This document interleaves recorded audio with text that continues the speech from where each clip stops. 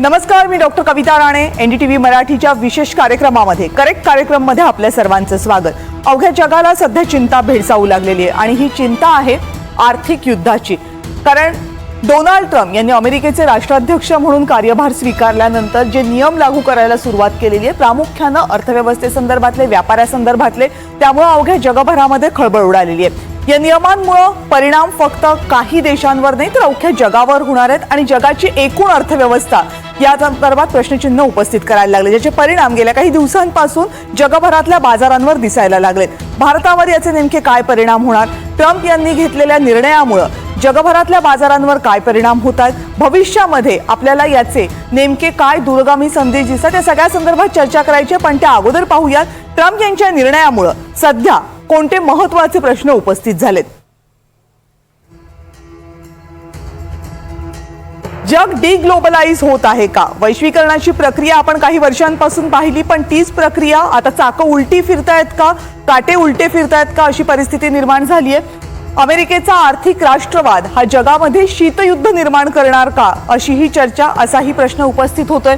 America विरुद्ध चीन की अमेरिका विरुद्ध सर्व, जो संघर्ष आता जगभरामध्ये उभा ठाकलेला आहे, तो संघर्षाची दिशा नेमकी काय असेल? टॅरिफच्या व्यापार युद्धामध्ये भारताची भूमिका नेमकी असायला काय हवी? इराण आणि अमेरिका युद्ध हे आता अटळ दिसतंय का? रशियाचा रोल या सगळ्या घटनांमध्ये नेमका काय असेल? पारंपरिक विरोधक असलेले चीन, जपान आणि दक्षिण कोरिया हे एकत्र आलेत, अशा नव्या आघाड्या आपल्याला जगभरामध्ये दिसणार आहेत का? अरब देश, ओपेक किंवा इतर संघटना हे नेमके काय भूमिका घेतील किंवा त्यांचं भवितव्य नेमकं काय असणार आहे? जागतिक व्यापार संघटना, संयुक्त राष्ट्र अशा संघटना या आता कालबाह्य झाल्यात का? WTO असतील किंवा इतर संघटना असतील, यांच्यावर हा प्रश्न निर्माण झालाय. आणि 10वा प्रश्न, डोनाल्ड ट्रम्प यांच्याबद्दल नेमकं काय समजून घ्यायला हवं? आंतरराष्ट्रीय विषयांचे अभ्यासक, विविध विद्यापीठांमध्ये जे या विषयांवर अध्यापनाचे कार्य करतात, ते श्रीकांत देशपांडे, श्रीकांत परांजपे आपल्या सोबत आता आहेत. श्रीकांत परांजपे यांच्याकडे परांजपे सर, खूप खूप स्वागत आहे तुमचं एनडीटीव्ही मराठीच्या या विशेष कार्यक्रमामध्ये.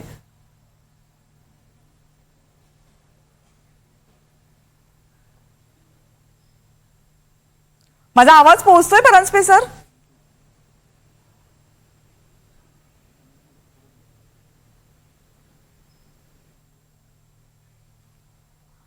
नाही, मला वाटतं माझा आवाज आपल्यापर्यंत पोहोचत नाहीये.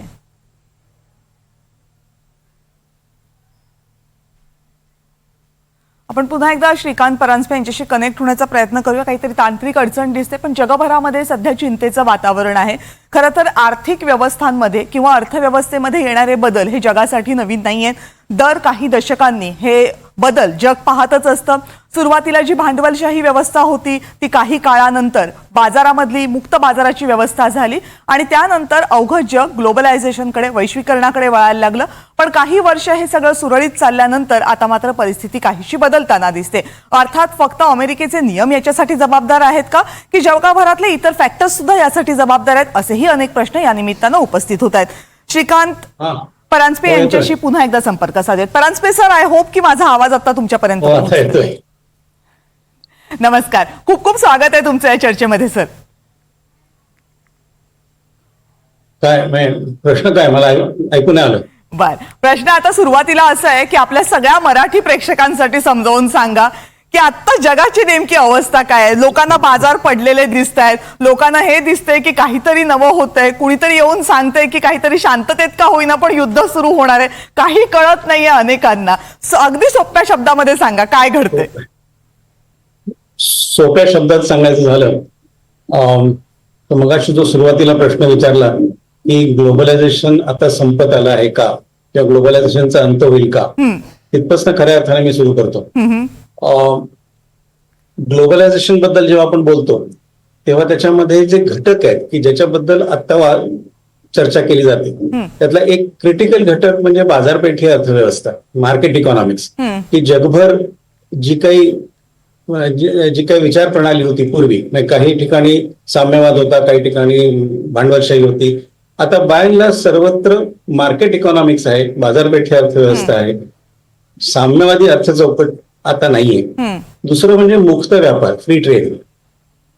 फ्री ट्रेड आणि बाजारपेठी अर्थव्यवस्थेने जो बदल घडून आला तो म्हणजे तुम्हाला तुमचं उत्पादन वेगवेगळ्या देशात करून तुमच्याकडे स्वस्तात आणता येतं. म्हणजे अमेरिकन काही फॅक्टऱ्या, अमेरिकन उत्पादनं ही चीनमध्ये झाली, चीनमधनं ते फिनिश गुड्स तुमच्याकडे आले आणि ते स्वस्तात मिळाले.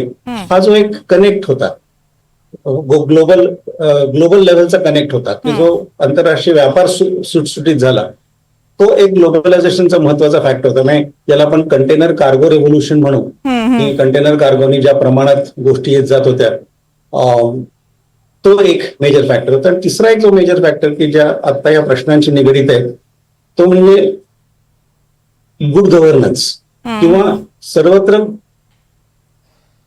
रिप्रेझेंटेटिव्ह सिस्टम्स, प्रातिनिधिक स्वरूपाच्या व्यवस्था किंवा डेमोक्रेसी असावी, हा एक भाग होता. ह्या सगळ्या गोष्टी ज्या आहेत ह्याला एक प्रकारचं चॅलेंज हे ट्रम्पनी आणलेलं आहे असं आपण मानतो. पण कुठेतरी ह्याच्या आधी हे चॅलेंजेस आलेले हे आपण विसरतो. ओके, हे कुठपासून आले, मग ह्याची सुरुवात कुठे झाली, की ज्याला आता तुम्ही डिग्लोबलायझेशन म्हणता.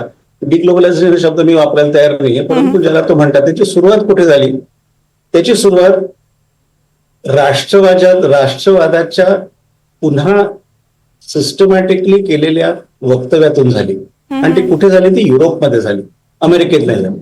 आणि हे साधारणपणे जेव्हा इराक आणि नंतर सिरिया इथे जेव्हा संकट निर्माण झालं, तिथे जेव्हा युद्ध निर्माण झालं, तिथून जे मायग्रंट्स बाहेर निघाले ते बरेचसे मायग्रेशन हे युरोपमध्ये गेलं आणि युरोपमध्ये त्यांना सगळ्यांना समाविष्ट करून घेतलं.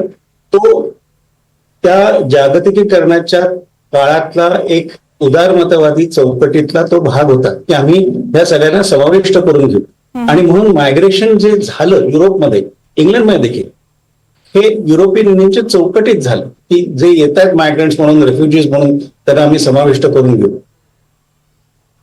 याच्या विरुद्ध जो पहिल्यांदी उठाव झाला की मायग्रेशनमुळे आणि हे नवीनशी सगळी लोक आली त्यांच्यामुळे आम्हाला त्रास होतो, आमच्या अर्थव्यवस्था प्रॉब्लेमॅटिक झालेल्या आहेत, आम्हाला आमच्या नोकऱ्या नाहीत, आम्हाला आमच्याकडे उत्पादन नाही आणि आमच्या अर्थव्यवस्थेनं क्रायसिस झालाय. हा प्रॉब्लेम युरोपमध्ये पहिल्यांदा सुरू झाला. ब्रिटनमध्ये तो खऱ्या अर्थाने जाणवला. ब्रिटनने जे ब्रेक्सिटचं धोरण आखलं आणि युरोपियन युनियन मधनं बाहेर पडायचं ठरवलं, ते बेसिकली ह्या मायग्रेशनच्या चौकटीत केलं. म्हणजे ते सार्वभौमत्व म्हणत असतील, आम्हाला ब्रसेल्स खाली राहायचं म्हणत नसतील, हे सगळं बोलण्याची गोष्टी आहेत.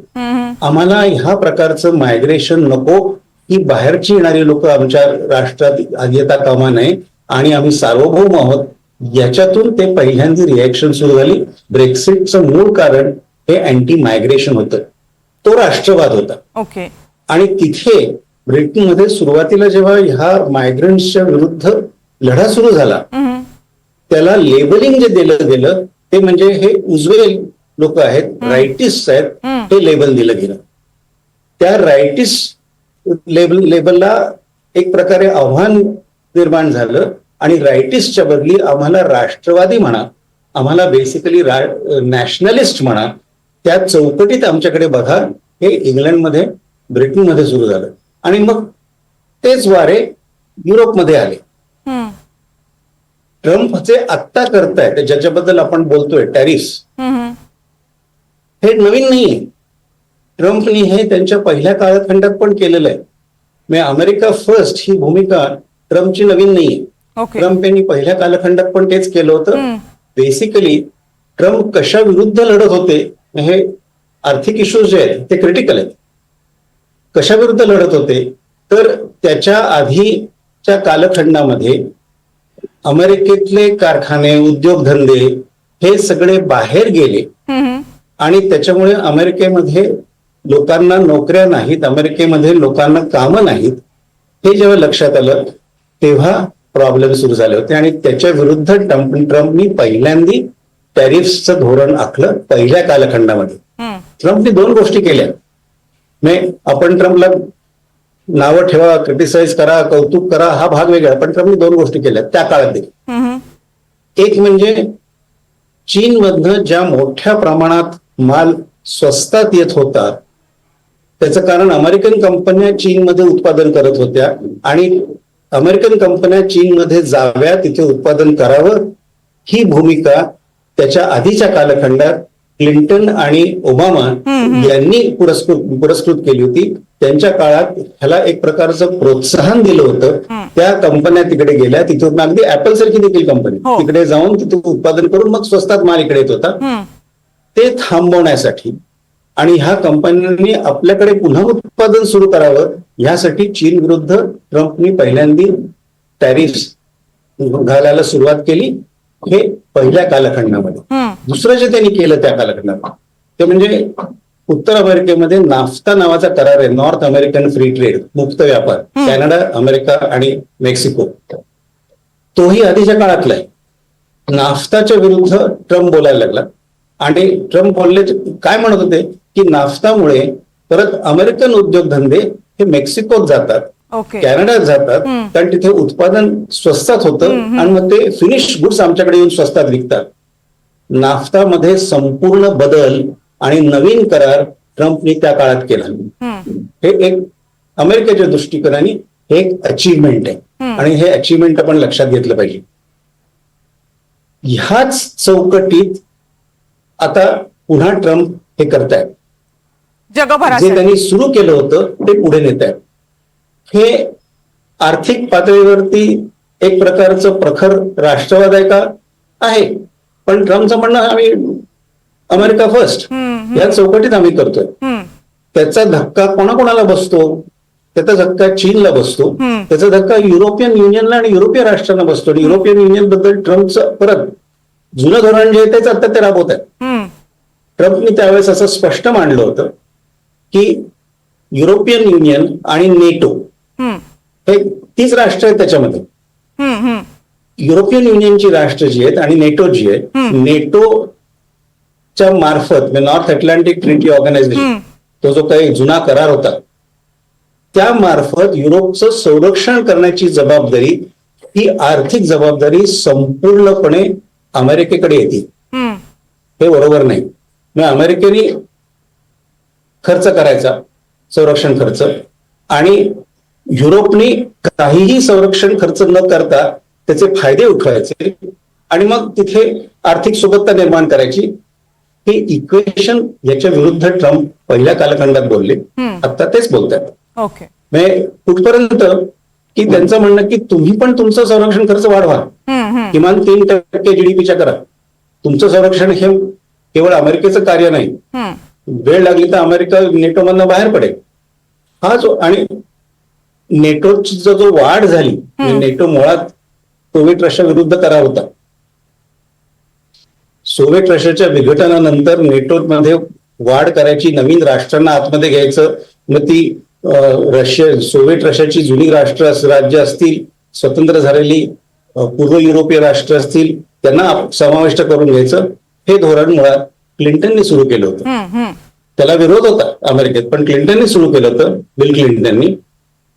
आणि मग त्या काळात देखील येल्सिन असताना, पुतिन तर आत्ता आहे, येल्सिन असताना देखील त्यांनी सांगितलं होतं की ह्याचा धोका आम्हाला जाणवतो आणि हे योग्य नाही. परंतु तो प्रसार झाला. युरोपियन युनियन अतिशय व्यवस्थितपणे अमेरिकन संरक्षणाखाली राहत होतं नेटोच्या चौकटीत. आणि इथे प्रश्न जर ट्रम्प विचारत होता तर तेच प्रश्न विचारत होते की आम्ही तुमचं संरक्षण का करायचं. त्यात मध्यंतरी जेव्हा आता मागच्या काही वर्षात युक्रेनचा लढा सुरू झाला तेव्हा 2 गोष्टी आहेत. अमेरिकेला युरोपमध्ये स्वतःचं स्थान ठेवण्यासाठी, म्हणजे बायडनचा कालखंड आहे, युरोपमध्ये अमेरिकेला स्वतःचं स्थान कायम ठेवण्यासाठी त्या लढ्यामध्ये पडणं हे आवश्यक होतं. युक्रेनला पाठिंबा देणं हे आवश्यक होतं आणि त्यांनी केलं. त्याचप्रमाणे युरोपियन युनियनला त्याचा फायदा घ्यायचा होता, म्हणून त्यांनी देखील युक्रेनच्या बाजूने उभं राहिले आणि रशिया विरुद्ध भूमिका घेतली. त्यातले कॉन्ट्रडिक्शन्स बघा. म्हणजे एकीकडे युरोपियन युनियन रशिया विरुद्ध उभं राहून वेगवेगळ्या प्रकारे सँक्शन्स साठी मदत करत होतं आणि दुसरीकडे युरोपियन युनियन ची राष्ट्र रशियाकडनं एनर्जी, तेल किंवा गॅस हे निर्यात पण करत होतं. म्हणजे अशा दोन्ही गोष्टी तिथे चालल्या होत्या. त्यामुळे युरोपियन युनियननी दोन्हीकडनं स्वतःचा फायदा करून घेतला असं वाटतं. आणि ती त्याविरुद्ध बाब ट्रम्प आता बोलतो. अमेरिकेला पटली नाही किंवा तो ट्रम्प यांनी युरोपचा त्याच्या प्रॉब्लेम. विरोधात खुलेपणानं बोलायला सुरुवात केली आणि आता तर ते राष्ट्राध्यक्ष झाल्यानंतर त्यांनी ते टॅरिफ स्पष्टपणे हा फक्त हा स्पष्टपणे करतात. टॅरिफ हा त्याचा एक मार्ग झाला. पण तुम्ही ज्याचा उल्लेख केला, तुम्ही WTOचा उल्लेख केलात, तुम्ही UNचा उल्लेख केलात, तुम्ही नाफ्ताचा उल्लेख केलात, तुम्ही नाटोचा उल्लेख केलात. ह्या सगळ्या ज्या संस्था किंवा व्यवस्था म्हणू, कारण त्या फक्त संस्था नाही आहेत, त्या तेव्हा तेव्हा अस्तित्वात आल्या. त्यावेळेसची तत्कालिक कारणं होती, त्यावेळेसची तत्कालिक समस्या होत्या, त्यांना उत्तर म्हणून त्या कदाचित जन्माला आल्या आणि आजच्या युगातनं त्यांच्याकडे पाहताना त्या कालबाह्य वाटू शकतात किंवा त्या डिस्क्रिमिनेटरी वाटू शकतात आणि त्यामुळे ट्रम्प यांनी हे पाऊल उचललं असं म्हणता येईल. भारतासारखा देश या सगळ्याशी जुळवून घेत होता. आपला प्रवास जो अविकसित राष्ट्राकडून विकसनशील राष्ट्र झाला तेव्हा ह्या सगळ्याची त्याला थोडीफार मदतही झाली. आपण जुळवून घेत गेलो.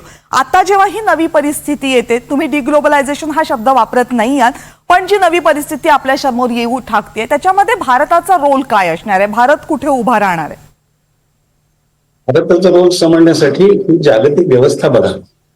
म्हणजे एकीकडे प्रखर राष्ट्रवाद युरोपमध्ये सर्वत्र येतोय आणि तो राष्ट्रवाद बेसिकली कशा स्वरूपात येतोय की जी एक पारंपरिक चौकट युरोपमध्ये दुसऱ्या महायुद्धानंतर तयार झाली, अमेरिकेमध्ये देखील, की एक प्रकारचं लिबरल वातावरण, एक प्रकारचं उदारमतवादी व्यवस्था जी तयार झाली, त्याच्या विरुद्ध हा झगडा आहे. मध्यंतरी अमेरिकन उपराष्ट्रपती व्हॅन्स यांनी जे म्युनिकच्या सिक्युरिटी कॉन्फरन्समध्ये जे भाषण केलं, अतिशय महत्वाचं भाषण होतं. त्यांचं म्हणणं असं होतं की युरोपला खरा धोका हा रशिया किंवा चीनचा नाही आहे, युरोपला खरा धोका अंतर्गत आहे. की काय करताय तुम्ही?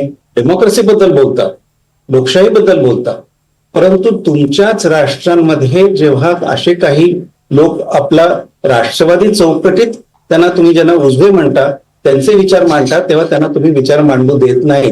आज फ्रान्समध्ये लापेन असेल किंवा इतरत्र ज्या गोष्टी येत आहेत, तो जो भाग आहे, तो जो डेमोक्रेटायझेशनचा जो भाग आहे, तो तिथे जाणवला आणि तो राष्ट्रवादाचा भाग आहे. भारताकडे वळलं. एक तर ह्या चौकटीमध्ये भारताचं आर्ग्युमेंट असं आहे की हा बदल होतोय, म्हणजे जागतिक राजकारणात बदल होतोय, नुसतं टॅरिफच्या चौकटीत होत नाहीये, अनेक पातळीवरती बदल होतो. की आर्थिक चौकटीमध्ये असं लक्षात येते की वेगवेगळे घटक, वेगवेगळी राष्ट्र आता आपल्या राष्ट्रहिताच्या दृष्टिकोनातनं अर्थव्यवस्था मांडणार आहेत. अमेरिकेने ते केले. त्याला प्रत्युत्तर म्हणून ताबडतोब प्रत्युत्तर देणं शक्य नसतं. जागतिक पातळीचा जो बदल होतोय त्याच्यामध्ये 2 किंवा 3 घटक आहेत. एक घटक असा आहे की एकीकडे तुम्ही आपल्या राष्ट्रवादी चौकटीमध्ये अर्थव्यवस्था मांडताय, दुसरीकडे त्याच बरोबरीने हीच युरोपियन आणि अमेरिकासारखे राष्ट्र अजूनही democracy, human rights, good governance ह्या चौकटीत तुम्हाला चापट्या मारायला तयार आहेत. मध्यंतरी आपले परराष्ट्रमंत्री जे म्हणाले तसं आहे की तुम्ही भारताबद्दल जेव्हा बोलता तेव्हा त्याला उत्तर देणं हे देखील आमचं कर्तव्य आहे, तुम्हाला ते ऐकून घ्यावं लागेल. बेसिकली भारताची भूमिका काय ह्या वेगवेगळ्या घटकांमध्ये एक अशी आहे की आर्थिक चौकटीमध्ये बघायचं झालं तर बाय अँड लार्ज आपण स्टेबल आहोत. आणि ह्या नवीन टॅरिफ्सला, अमेरिकेच्या टॅरिफ्सला नाही, एकूण बदलत्या आर्थिक व्यवस्थेला शॉर्ट टर्म आणि लॉंग टर्म पद्धतीने तुम्हाला त्याच्याकडे विचार करून त्याला रिप्लाय द्यावा लागेल आणि ती प्रोसेस सुरू झाली. दुसरी प्रोसेस ही जी मगाशी तुम्ही एक 8-10 प्रश्न काढले, दुसरी प्रोसेस ही वेगवेगळ्या पातळीवरती जे संघर्ष चाललेले आहेत, मग ते युक्रेनचा असेल, तो इराण आणि अमेरिकेचा असेल, चीनचा असेल, त्याच्याकडे बघण्याची भूमिका काय. आता एक जे पॉप्युलर लेबल वापरलं जातं ते म्हणजे स्ट्रॅटेजिक ऑटॉनॉमी. सामरिक पातळीवरती आपण स्वतंत्र आहोत, आपलं स्वातंत्र्य आहे. आम्ही ज्याला पूर्वी नॉन अलाइनमेंट म्हणायचे, आता नॉन अलाइनमेंट हा शब्द किंवा अलिप्ततावाद हा शब्द वापरत नाही, स्ट्रॅटेजिक ऑटॉनॉमी हा शब्द वापरतात. त्या चौकटीत युक्रेनकडे जर बघितलं, युक्रेनमध्ये मध्यस्थी आपण करू शकतो, ती क्षमता आहे. परंतु जोपर्यंत रशिया, अमेरिका, युरोप आणि युक्रेनला त्याची जाणीव आणि गरज वाटत नाही तोपर्यंत भारत त्याच्यात हस्तक्षेप करणार नाही. आणि त्याचं कारण साधं आहे, त्या हस्तक्षेपाला एक प्रकारची लेजिटिमसी लागते, अधिमान्यता लागते, ती त्या लोकांनी द्यावी लागते. ओके. इराण बाबतीत भारताची भूमिका स्पष्ट आहे. इराण किंवा या आपल्या दक्षिण आशियाई क्षेत्रामधल्या त्याच्याबद्दल स्पष्ट आहे. ग्रेटर साऊथ एशिया ही जी मोदींची जी काही धोरणं आहे, त्या ग्रेटर साऊथ एशियामध्ये ह्या सर्व राष्ट्रांशी आम्हाला संबंध उत्तम पाहिजेत. इराणशी आपले संबंध चांगले आहेत.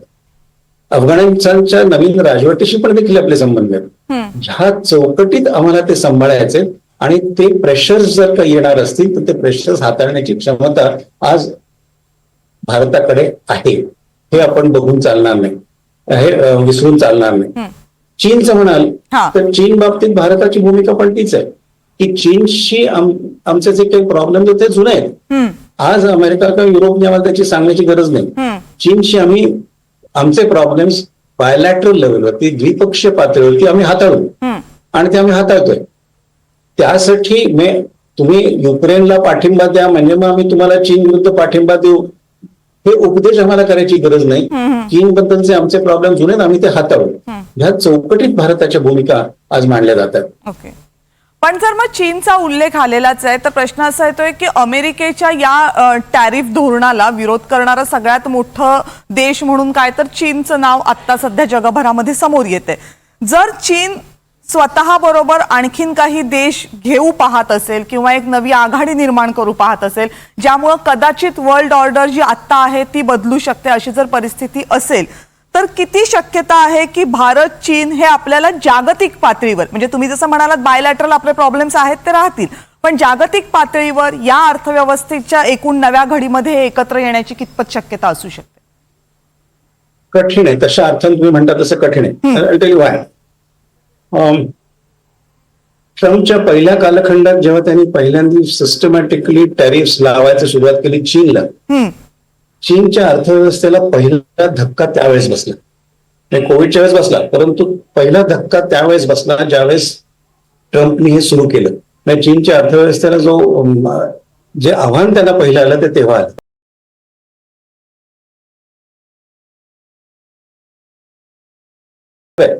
परंतु ते आव्हान आज जास्ती जाणवतंय आणि चीनच्या अर्थव्यवस्थेला त्याचा धोका आहे. परंतु ते आव्हान आज जास्ती जाणवतंय आणि चीनच्या अर्थव्यवस्थेला त्याचा धोका आहे हे चीनला माहिती.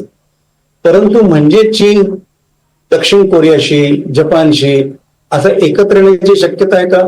मला शंका आहे. कारण दक्षिण कोरिया किंवा जपान जी दोन मोठी राष्ट्र आहेत आर्थिकदृष्ट्या, यांना देखील स्वतःचं राष्ट्रहित पाळायचंय आणि त्यांना त्या राष्ट्रहिताचा एक महत्वाचा भाग त्यांचे अमेरिकेशी असलेले संबंध आहेत ते त्यांना जाऊ द्यायचं नाहीये.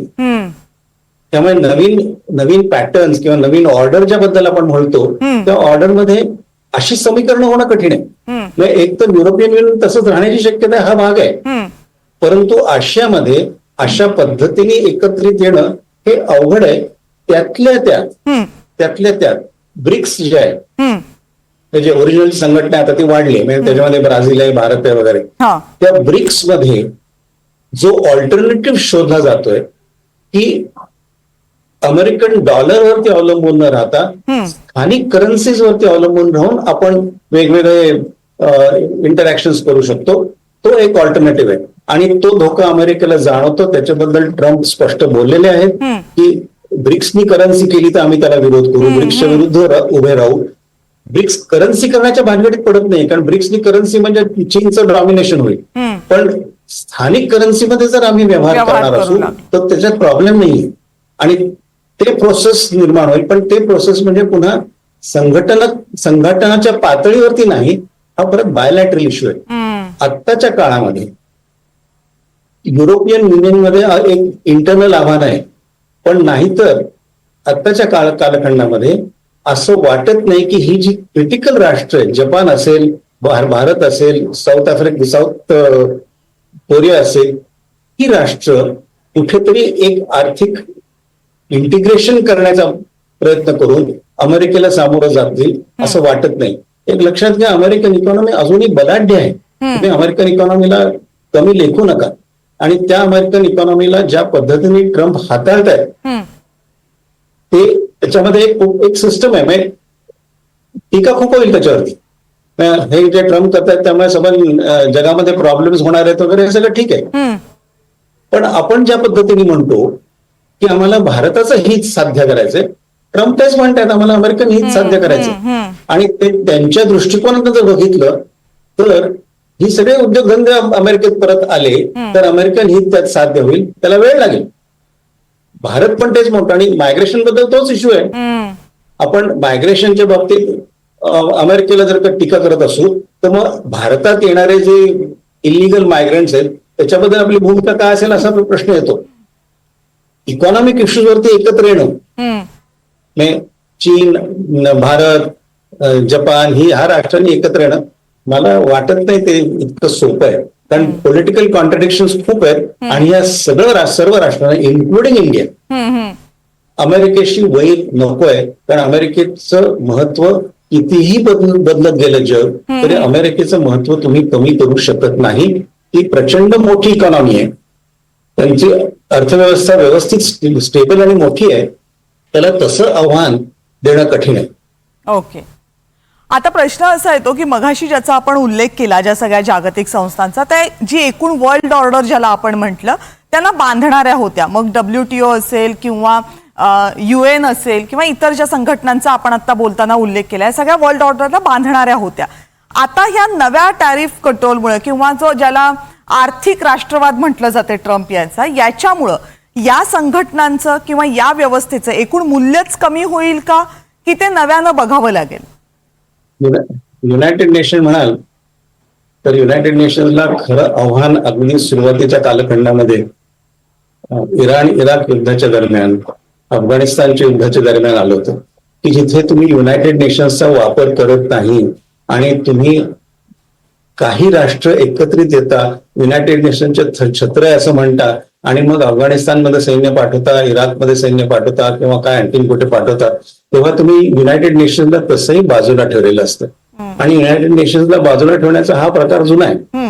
त्यामुळे युनायटेड नेशन्स किती रेलेव्हंट आहे याच्याबद्दल आपण चर्चा होईल, त्याच्याबद्दल निर्णय होतील, त्याच्यावरती रेझोल्युशन होतील, पण इम्प्लिमेंटेशन किती अगदी जुनी गोष्ट बघा ना, आफ्रिकाच्या अपार्थाईडच्या विरुद्ध दरवर्षी जुनी गोष्ट, तिथे व्हाईट रूल असताना दरवर्षी रेझोल्युशन व्हायचे, दरवर्षी त्याच्यात सांगितलं जायचं की तिथे तुम्ही हे करू नका, इन्व्हेस्टमेंट करू नका. सगळे राष्ट्र रेझोल्युशनला हो म्हणायची, सगळे राष्ट्र प्रत्यक्षात तिथे इन्व्हेस्टमेंट करायचे. त्यामुळे युनायटेड नेशन्स मध्ये आहे चर्चा करायचं उत्तम ठिकाण आहे. WTO म्हणा, तुम्ही जेव्हा WTO कडे येता, म्हणजे अगदी गॅट कडनं WTO कडे येता, तर WTOचा बेसिक चौकट ही मुक्त व्यापाराची होती आणि मग तुम्हाला प्रॉब्लेम्स असतील तर WTO कडे तुम्ही जाऊ शकत. WTO कडे जाणं हे एक प्रकारचं तुम्हाला तुमच्या पोझिशनसाठी लेजिटिमसी होती, पण तिथे प्रॉब्लेम तोच आहे. भारताच्या दृष्टिकोनातून विचार केला तर तुम्ही म्हणाल WTO मध्ये पाश्चिमात्य राष्ट्रांचं वर्चस्व आहे आणि ते निर्णय देतील ते आमच्या विरुद्ध देतील हे आम्हाला माहिती आहे.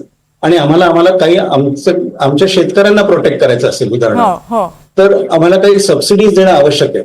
म्हणजे भारतीय शेतीमालाला प्रोटेक्ट करायचं असेल, शेतकऱ्यांना प्रोटेक्ट करायचं असेल तर सबसिडीज आवश्यक आहे. WTO म्हणतं सबसिडीज देऊ नका, नाही तुम्हाला युनिफॉर्म मार्केट पाहिजे. पण हे युनिफॉर्म मार्केट पाहिजे हे वेस्टर्न परसेप्शन, त्यामुळे WTO बद्दल फार प्रेम भारतात केलं आहे असं नाही. आणि WTOने फारच प्रॉब्लेम केलं तर उद्या ट्रम्प हे म्हणेल की आम्ही WTO झाले होते. ते WTO काय किंवा हे सगळे वेस्टर्न डॉमिनेटेड आहेत आणि त्याच्याबद्दल मी फार बोलणं असं अपेक्षित नाही.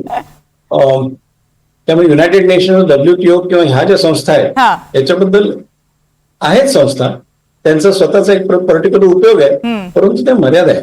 त्याच्या मर्यादा आणि भारताच्या दृष्टीनं या सगळ्याकडे पाहताना अनेक गोष्टी, अनेक प्रश्न मनात होते. खरं तर वेळेची मर्यादा आहे, नाहीतर आणखी काही प्रश्न मनात आहेत. पण मला आनंद या गोष्टीचा आहे की खूप सोप्या शब्दांमध्ये, सहज सगळ्यांना समजेल या शब्दांमध्ये तुम्ही हा सगळा जो प्रकार सध्या जगाच्या पटलावर सुरू आहे तो आम्हाला समजावून सांगितलात. अर्थात याचे पडसाद भारतात सुद्धा उमटतील, भारतीय अर्थव्यवस्थेवर सुद्धा असतील. काही दिवस जातील हे नेमके पडसाद काय आहेत हे समजायला आणि जगभरात त्याचे काय परिणाम होतात तेही समजायला. पण आज हा विषय समजून घेणं खूप महत्त्वाचं होतं. तुम्ही वेळात वेळ काढून या चर्चेमध्ये सहभागी झालात आणि या सगळ्या प्रश्नांची अगदी आम्हाला समजतील अशी उत्तरं दिलीत. त्याबद्दल सर खूप खूप धन्यवाद. थँक्यू. आणि या विशेष चर्चेमध्ये आता वेळ झाली आहे इथेच थांबण्याची. पाहत रहा NDTV मराठी.